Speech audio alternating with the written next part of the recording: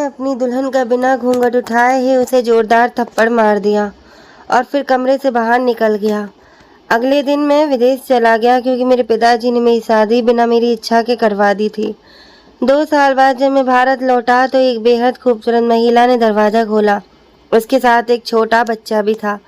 मैं हैरान होकर उसे देखने लगा, तभी पिताजी की बातें मेरे मन में गूंजने लगी। उन्होंने बताया कि यह महिला मेरी पत्नी है और यह बच्चा। मैं बहुत समय बाद घर आया था। दरवाजे पर दस्तक दी तो उम्मीद थी कि पिताजी या माँ में से कोई दरवाज़ा खोलेगा, लेकिन सामने एक बेहद खूबसूरत लड़की थी। उसके साथ एक छोटा बच्चा भी था, 2-2.5 साल का होगा, और उसका दुपट्टा पकड़े खड़ा था। मैं उस लड़की को अच्छी तरह जानता था और यहीं से मेरी बर्बादी की शुरुआत हो चुकी थी, क्योंकि वह अब भी इसी घर में मौजूद थी। लेकिन ये बच्चा किसका था? मैं हैरानी में खड़ा रह गया। मेरा हाथ अभी तक हवा में ही था कि पिताजी ने मुझे दूर से देख लिया। मेरी हालत देखकर उन्होंने बताया कि लड़की कौन है और बच्चा किसका है। यह सुनते ही मेरे पैरों तले से ज़मीन खिसक गई और मैं बेहोश हो गया। मेरा नाम अमन है। मेरे माता पिता मेरी ज़िंदगी के फैसले अक्सर अपनी मर्जी से किया करते थे। मेरी ज़िंदगी का सबसे अहम फैसला यानी शादी भी उनके बीच की खींचातान का हिस्सा बन गया। मेरी माँ हमेशा चाहती थी कि मेरी शादी उनकी सहेली की बेटी से हो जाए, जो मेरी बचपन की दोस्त थी। वे कई बार हमारे घर आ चुकी थी। कभी कभी बातचीत भी हो जाती थी। मेरी माँ को लगता था कि वह लड़की बहुत समझदार है, हमारे घर के माहौल से अच्छी तरह वाकिफ़ है और उनके दिल के बहुत करीब है। मैं दूसरी ओर मेरे पिताजी चाहते थे कि मेरी शादी उनके करीबी दोस्त की बेटी से हो जाए और वह दूसरे गांव में रहती थी। मैंने उसे कभी देखा भी नहीं था। उसका नाम प्रिया था। यह नाम मुझे कभी पसंद नहीं आया, ना ही उससे कोई भावनात्मक लगाव हुआ और ना ही कभी ऐसा मौका आया कि मैं उससे बात कर सकूं या उसे जान सकूं। मेरे पिताजी की बात ही घर में आखिरी फैसला होती थी, इसीलिए उनकी बात मानी गई और प्रिया से मेरी सगाई तय कर दी गई। मेरे मन में ये बात घर कर गई थी कि मैं विदेश जाने की तैयारियां कर रहा था। मुझे लगता था कि एक गांव की लड़की मेरे सपनों का साथ नहीं दे सकेगी। मेरी सोच आधुनिक जीवन की थी, तरक्की, कामयाबी और सुविधाएं। इन सब में एक साधारण गांव की लड़की का होना मुझे एक खालीपन जैसा लगता था। मेरी माँ चुप हो गई, लेकिन उनके दिल में बहुत कुछ चल रहा था। एक दिन उन्होंने मुझे एक अलग कमरे में बुलाया, मुझे सामने बैठाकर बोली, बेटा तू मर्द है, अगर तुझे ये लड़की पसंद ना आए तो इसे तलाक दे देना। मेरे चेहरे पे उलझन देखकर उन्होंने और सफाई दी, देख बेटा, तेरा बाप कभी भी मेरी सहेली की बेटी से तेरी शादी नहीं करेगा, क्योंकि वह हमेशा अपनी बात मनवाना चाहता है। एक बार प्रिया से शादी कर ले, उसकी जिद पूरी हो जाएगी, फिर तू उसे छोड़ देना और मैं तेरी शादी मेरी सहेली की बेटी से करवा दूंगी, जो तुझे पसंद भी है और तेरे दिल के भी करीब है। यह सुनकर मेरे दिमाग में जैसे बिजली से कौन गई, जैसे जोर का धमाका हो गया। माँ की चालाकी पर मैं हैरानी भी हुई और राहत भी मिली, ये सोचकर कि शायद मेरे मन की बात पूरी हो जाएगी। तभी अंतरात्मा ने आवाज़ दी कि यही प्रिया के साथ अन्याय होगा, क्योंकि उसकी कोई गलती नहीं थी, वह तो बस इस खेल की एक कठपुतली थी। लेकिन मेरी माँ ने एक और बात कह दी, जिससे सारी सहानुभूति खत्म हो गई। उन्होंने कहा, वह लड़की बहुत चरित्रहीन है, पूरे गांव के लड़के उसके पीछे पड़े रहते हैं, उसकी हरकतें गांव में सबको पता है, उसका आचरण बहुत खराब है, कोई भी भला लड़का उससे शादी नहीं करेगा। ये बात सुनकर मुझे बहुत गुस्सा आया। मैंने कहा, ठीक है, अगर ऐसा ही है तो फिर मैं वही करूँगा जो आप कह रही हैं।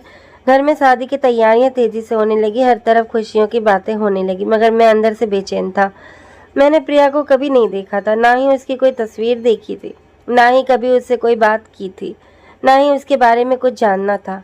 मेरे माता पिता ने कहा कि लड़की वाले शादी से एक दिन पहले शहर आएंगे और रस्म पूरी करके अगले दिन वापस चले जाएंगे।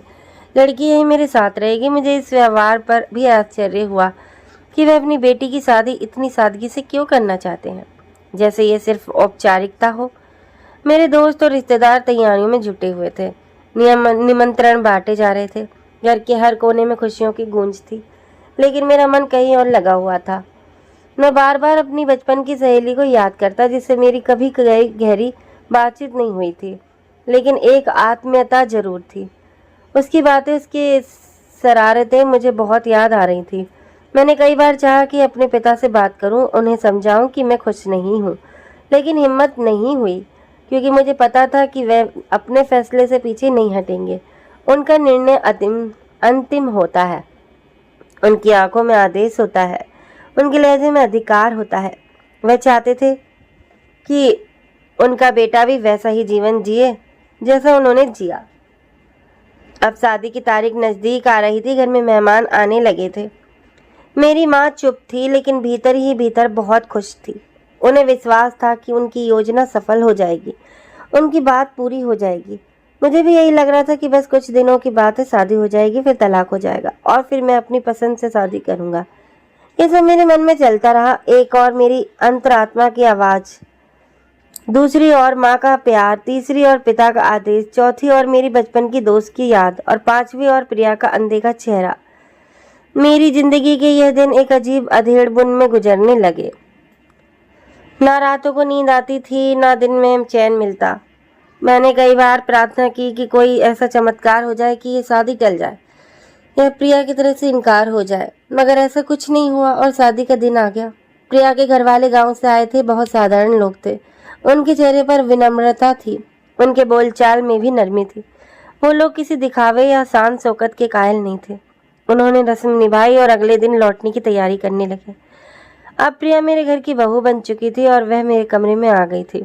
मेरे दिल में एक अजीब सी भावना थी। मैंने धीरे से कमरे का दरवाज़ा बंद किया और प्रिया की तरफ देखा। मैं कमरे में दाखिल हुआ। प्रिया घूंघट निकाले बैठी थी। उसे देखते ही मेरे दिल में फिर से नफरत की लहर दौड़ गई। कपड़ों का रंग ऐसा लग रहा था जैसे किसी पुराने जमाने की ग्रामीण शादी हो रही हो। उसकी मेहंदी का रंग फीका था, जैसे जबरदस्ती लगाया गया हो। उसके पैरों पर गहरे लाल रंग की पॉलिश थी जो मेहंदी के रंग से भी ज़्यादा चुभ रही थी। ये सब देखकर मुझे बहुत परेशानी हुई। मुझे वही बातें याद आने लगी जो मेरी माँ ने कही थी कि यह लड़की किसी भी तरह मेरे सपनों की कल्पना पर खरी नहीं उतरती। उसके बोलचाल में मासूमियत हो या चालाकी, यह बात मेरे लिए कोई मायने नहीं रखती थी। मेरे दिमाग में बस एक ही बात गूंज रही थी कि तलाक देना है। मेरी माँ ने कहा था कुछ दिन गुजरने दो, फिर मौका देकर तलाक दे देना, ताकि बात ज़्यादा ना फैले। मगर मेरे भीतर जो तूफान था वह किसी सबको मानने वाला नहीं था। मैंने सोचा, जब साथ रहना ही नहीं है, जब एक पल के लिए भी उसका चेहरा बर्दाश्त नहीं करना है, तो फिर इस झूठे रिश्ते की रस्म क्यों निभानी है। मैंने बिना कोई बात किए, बिना उसका घूंघट हटाए कह दिया कि मैं जल्दी तुम्हें तलाक देने वाला हूँ। वह एक पल के लिए जड़ हो गई, फिर उसके होंठों से एक दबदबा सशक्ता स्वर निकला। मैं फूट फूट कर रोने लगी। उसकी सिसकियों में बेबसी थी। एक सवाल था, एक मातम था, लेकिन मेरे अंदर कोई नरमी नहीं आई।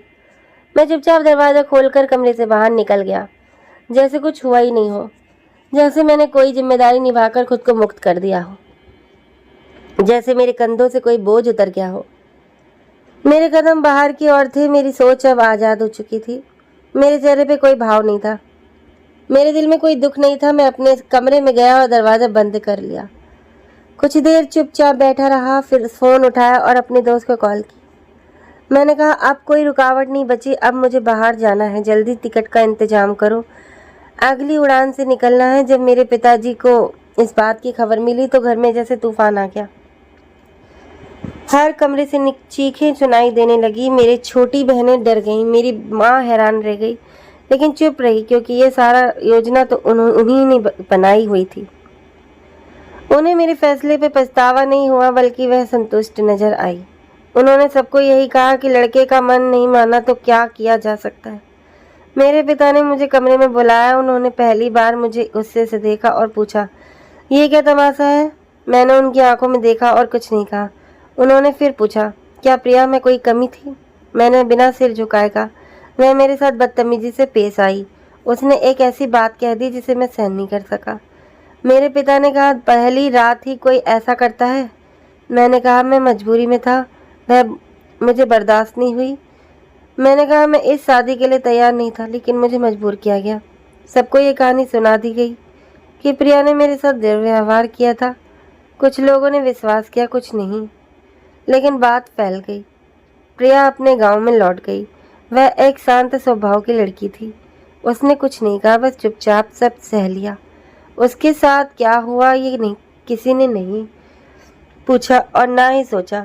2 दिन बाद मैंने अपना सामान बांधा। माँ ने मुझे गले लगाया और कहा, अब तुम चैन से काम करना। 2 साल बाद हम तुम्हारी शादी तुम्हारी सहेली के साथ करवा देंगे।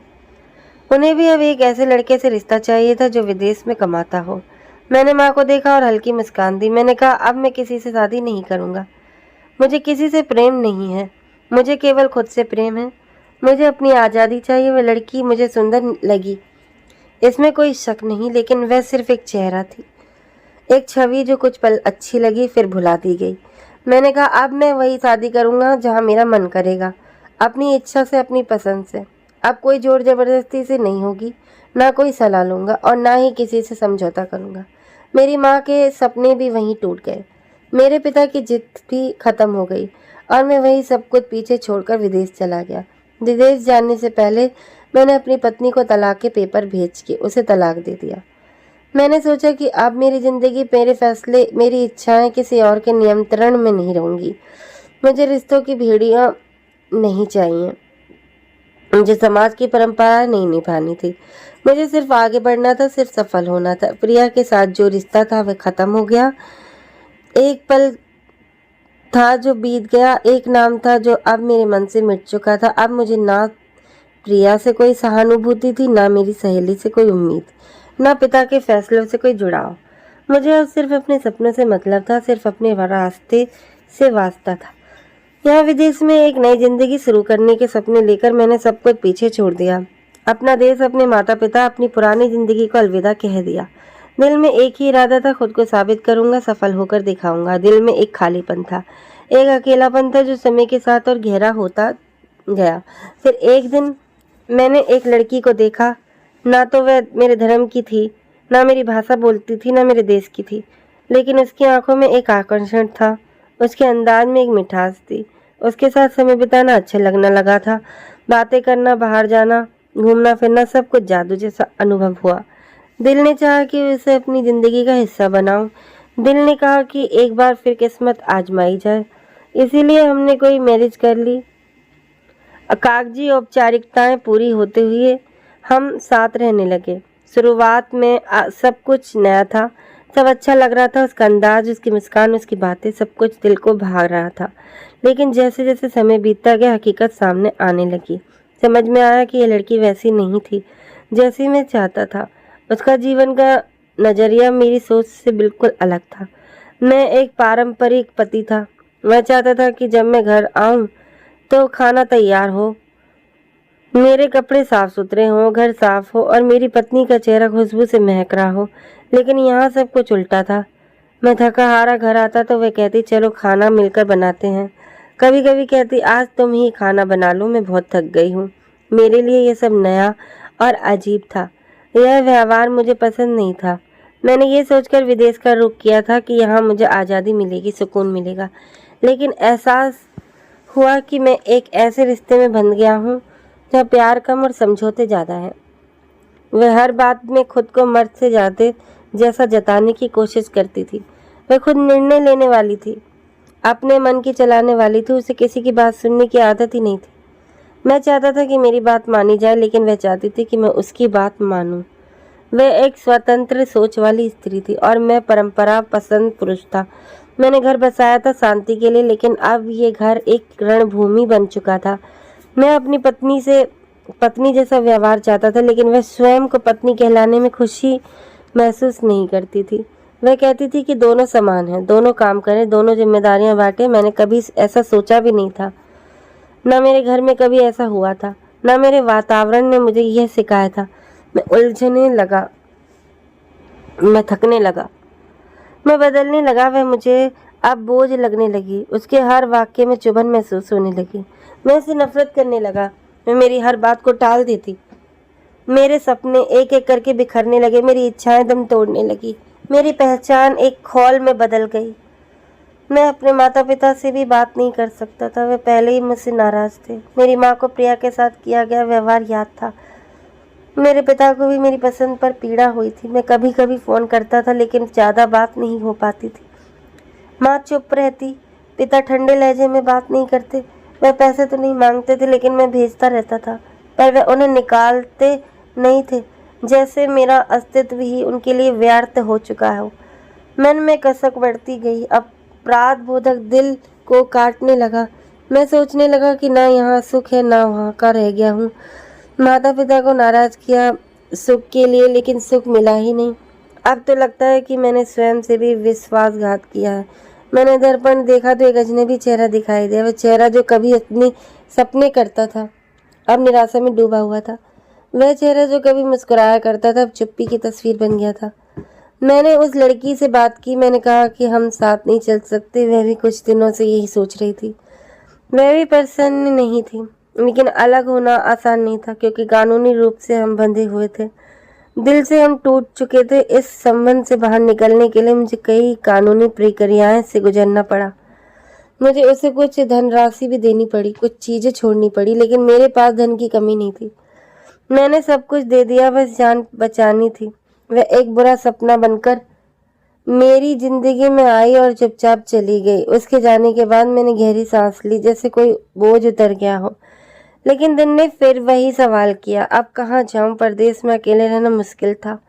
मैंने सोचा वापस लौट जाना चाहिए, शायद वही सुकून मिले, शायद वहीं से एक नई शुरुआत हो। मैंने निर्णय कर लिया कि हिंदुस्तान वापस जाऊंगा और एक नई जिंदगी शुरू करूंगा। शायद अपने किए पर माता पिता से क्षमा मांगूंगा। शायद एक साधारण सीधी सादी जिंदगी बिताऊंगा, जहाँ पति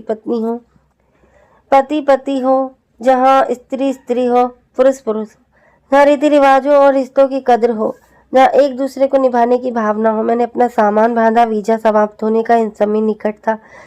मैंने सोचा कि अब इस देश में रहने का कोई लाभ नहीं रहा। अब मन किसी चीज में नहीं लगता था। अब विदेश वास्तव में पराया लगने लगा था। अब अकेलापन और ज्यादा महसूस होता था। अब हर चेहरा अजनबी लगता था, हर आवाज पराई लगती थी, हर दिल बोझ सा लगता था। मैंने टिकट ली। आखिरी बार शहर की उन गलियों को देखा जो कभी मेरे लिए एक नई दुनिया का रास्ता थी। अब वही रास्ते बेरंग, निरस और असहरीन लग रहे थे। मैंने अपना अतीत पीछे छोड़ दिया और वतन लौटने की राह ली। यह सोचकर दिल को थोड़ा सुकून दिया कि वतन लौटकर सब ठीक हो जाएगा। माता पिता की नाराजगी भी खत्म हो जाएगी।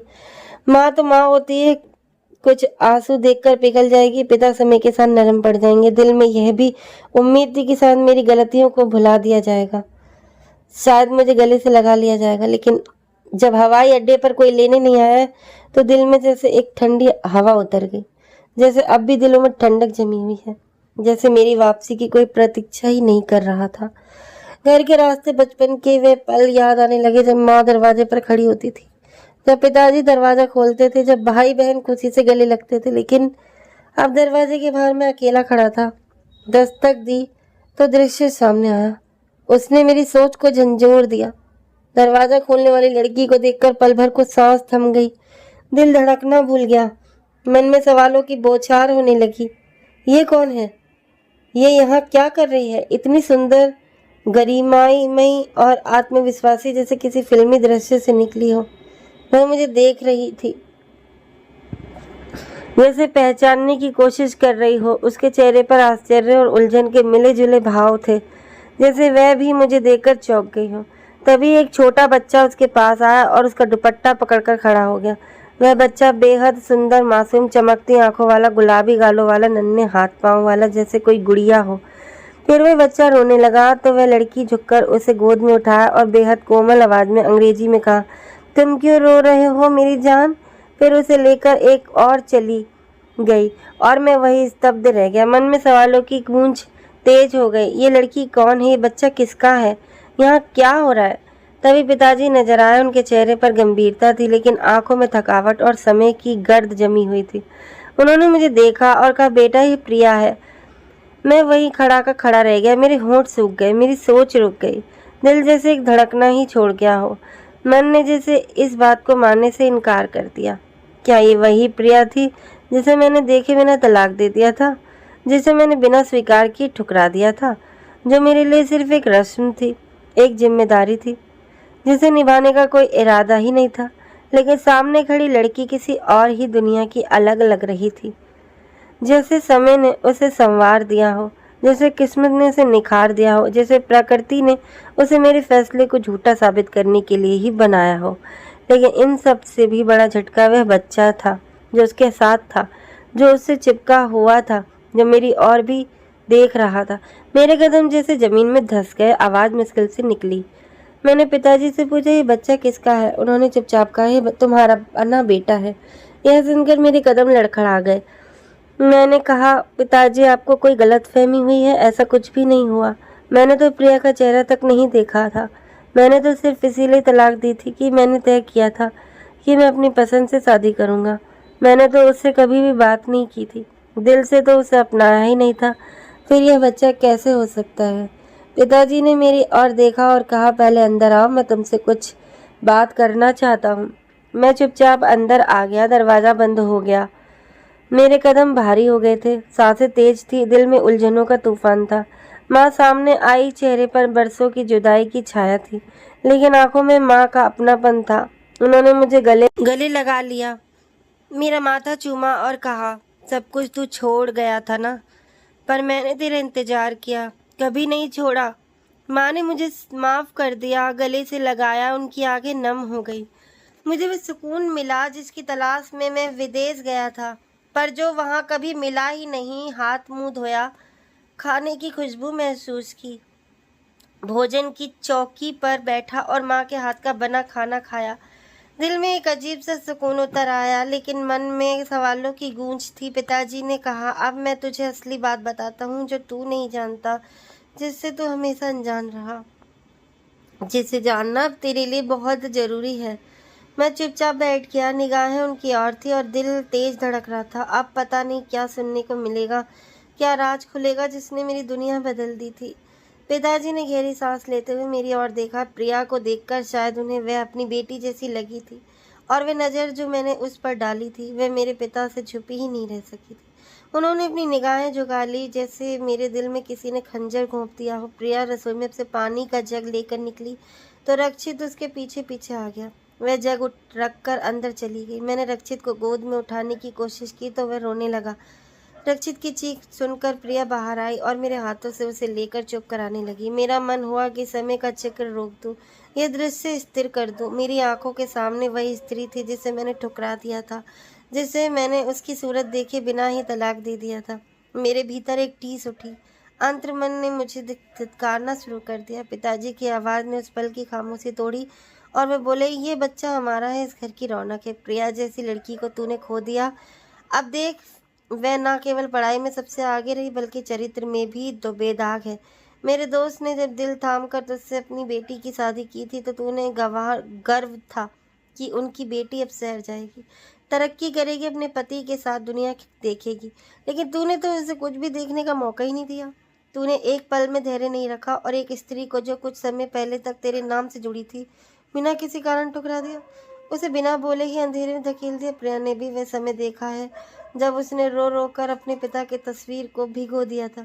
उसने वह दिन भी झेले जब लोगों ने उसे ताने दिए, उसे चरित्रहीन कहा, गांव की गलियों में उसकी निंदा की, लेकिन वह चुप रही क्योंकि वह जानती थी कि यह उसके ससुराल की इज्जत का सवाल है।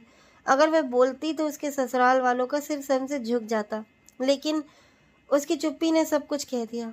हम सब ने जब उसे करीब से देखा तब हमें अंदाजा हुआ कि उसके भीतर धैर्य का समंदर छिपा हुआ है। वह जब भी रात को सोने जाती, रक्षित को सीने से लगाकर आंखें बंद करती तो उसकी आंखों से आंसू बहते थे। वो आंखें जो सारी दुनिया से अपने गम छिपाती थी। हमने उसके दिल की हालत को जाना है। वह हमारे लिए मां जैसी बन गई है, वो माँ जो कभी शिकायत नहीं करती, जो कभी सवाल नहीं करती। असल में ये बच्चा तुम्हारा ही है। मैंने तुम्हारी कोई भी राय लिए बिना अपने दोस्त की बेटी से तुम्हारी शादी करवा दी। तुमने उस लड़की से शादी तो कर ली थी, लेकिन तुम्हारा दिल कभी उसके साथ नहीं था। विवाह की पहली ही रात तुमने अपनी इतनी अधिक शराब पी ली थी कि होश खो बैठे। नशे में तुमने वह कर डाला जिसे आज भी सोचकर आत्मा कांप जाती है। तुमने प्रिया के साथ जबरदस्ती की और अगली सुबह बिना कुछ समझे, बिना कुछ सोचे, विदेश रवाना होने से पहले तुमने उसे तलाक थमा दिया था। तुम्हें शायद तब यह अंदाजा नहीं था कि एक नासमझी से उठाया गया कदम किसी की ज़िंदगी को कितना तहस नहस कर सकता है। प्रिया टूट चुकी थी। वह अपने पिता के घर लौटी और जब उसने उन्हें सारी सच्चाई बताई तो उसके पिता, मेरे बचपन के दोस्त, इस सदमे को सह नहीं पाए। उनकी मौत हो गई। गांव में ये खबर आग की तरह फैली और प्रिया को हर तरफ से तिरस्कार और तानों का सामना करना पड़ा।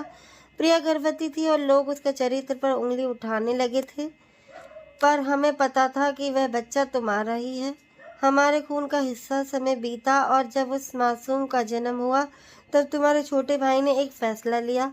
उसने प्रिया से बिना किसी शर्त के विवाह किया। उसने कहा, इस घर की मान मर्यादा अब मेरी जिम्मेदारी। उस दिन हमारे घर में जैसे सूरज की पहली किरण फटी। हमने देखा था जैसे उस लड़की टूटी, फिर खुद को समेटा और एक बार फिर मजबूती से खड़ी हो गई। उसने हमारे बिखरे परिवार को फिर से जोड़ दिया। अब जब तुम लौटे हो, तुम चाहते हो कि सब कुछ पहले जैसा हो जाए, लेकिन बेटा समय कभी पीछे नहीं लौटता। तुमने जिन रिश्तों को खो दिया है, जो विश्वास तोड़ दिया है, वह अब फिर से नहीं बन सकते। प्रिया अब तुम्हारे अस्तित्व से भी दूरी चाहती है। तुम्हारा भाई साफ कह चुका है कि यदि तुम ज़्यादा दिन रुके तो वह प्रिया और बच्चे को लेकर चला जाएगा।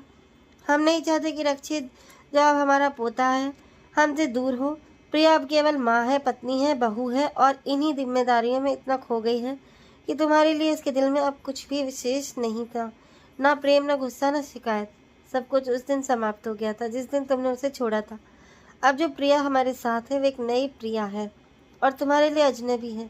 मैंने माँ की आंखों में आंसू देखे, पिता के चेहरे पर कठोरता और अपने छोटे भाई की आंखों में स्थिर विश्वास। प्रिया ने एक बार भी मेरी ओर नहीं देखा। मैं सोचता रहा, आखिर क्यों मैंने ऐसा किया, क्यों ठुकरा दिया उस लड़की को जो मुझे समझ सकती थी, सम्मान दे सकती थी। आज वे किसी और की है। मेरी भाभी मेरे परिवार की शान और मेरे लिए बस एक परछाई जो कभी पास थी और अब बहुत दूर हो चुकी है। तो दोस्तों, कभी कभी एक गलती हमारी पूरी ज़िंदगी बदल देती है। जो फैसले हम अहंकार और जल्दबाजी में लेते हैं, वे ताउम्र पछतावे का कारण बन सकते हैं। इसीलिए हर निर्णय सोच समझ कर और लें और अपनों की बातों को नज़रअंदाज ना करें। तो दोस्तों, ये कहानी आप लोगों को कैसी लगी, लाइक और कमेंट करके ज़रूर बताएं और चैनल को सब्सक्राइब करना बिल्कुल भी ना भूलें। मिलते हैं एक नई कहानी के साथ। बहुत बहुत धन्यवाद।